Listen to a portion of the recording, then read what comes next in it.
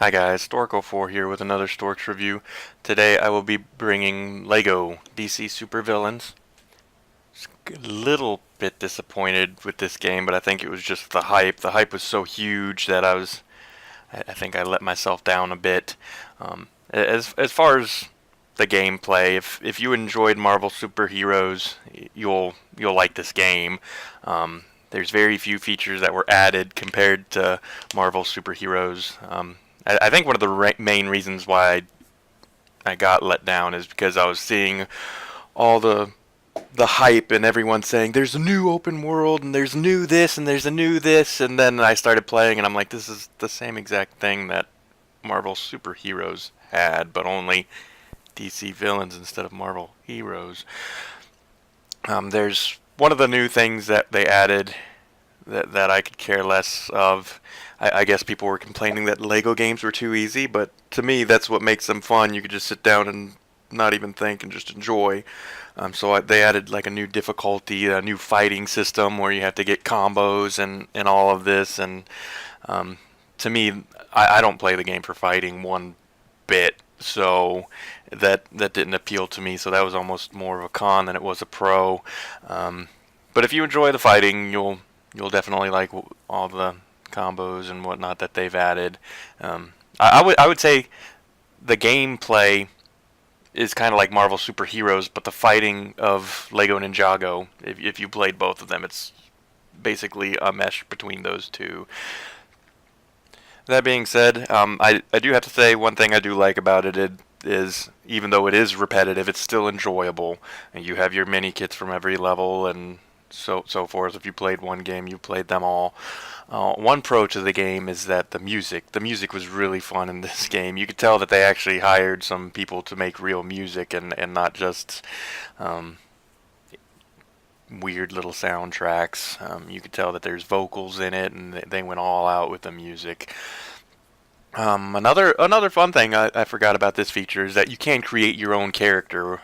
You start off in the campaign, and you are like a little nobody who slowly meets all the heroes and villains, and so you create a character, and the creating process is fairly in depth, so they have a whole lot to choose from. So that's really fun. This was one of the first ones where they made you create a character.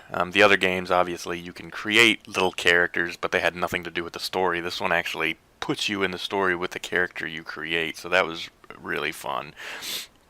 Another fun, refreshing thing is that it's not really lined up to a movie. So, like with Jurassic Park, Lego, you know what the game's going to be. Harry Potter, Lego, you know what the game's going to be. This one is its own unique story that they've thrown in there to gather all the heroes. You start off, or villains. You start off gathering all the villains, letting them escape through jail and all of that fun stuff. So it's fun new twists. The story is fun enough to keep you entertained throughout the whole time. It's probably about 3 or 4 days worth of play if you to beat it in 20, 30 hours, I would say. Then another thing that's fun about the game is in the open world, instead of just having your mini map, they did try to change it up a bit, and you actually have like a phone, and the phone shows a little GPS, so the mini map is like your GPS on the phone. Sometimes you can get messages on it, so you can open up your phone to see some messages. One thing, I don't know if the game ever mentioned it, but one thing that I thought was really cool is on the phone it actually has a timer on it, or a time, the clock, and the clock is actually set to what your PlayStation's set to. So it's really easy to play and then say, oh wait, it's 9 o'clock at night. I might want to put this down. So it's a whole lot easier to keep track of time while you're playing. That being said, I know the hype got to me a bit, so I think otherwise I probably would have rated it a 10 out of 10. I mean, the game as itself is a 10 out of 10, but I think the hype just got me a little bit disappointed. But I would definitely say play it. Maybe not play it back to back if you're already playing another Lego game, because it might wear you out a bit. But if you haven't played a Lego game in a while, pick it up and you'll definitely have a blast. And that's it for my review. Thank you guys for watching, and if you'd like, hit that like and subscribe button. And thank you.